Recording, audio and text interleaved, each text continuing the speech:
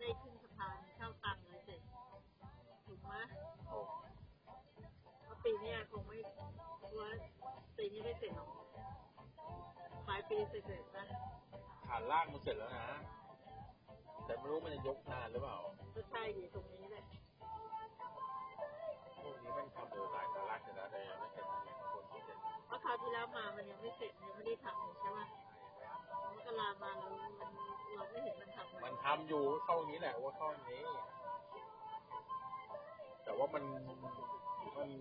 ขุดอยู่ไงมันจะเละปีแล้วปีสิ้นปีนี้น่าจะเสร็จปีที่แล้วกูกลับรถไฟดีกว่ากูมาแกเองแต่กูกลับรถไฟเนี่ยรู้สึกว่ามันไม่คุ้นอะไรเท่าไหร่ว่ากลับกับมึง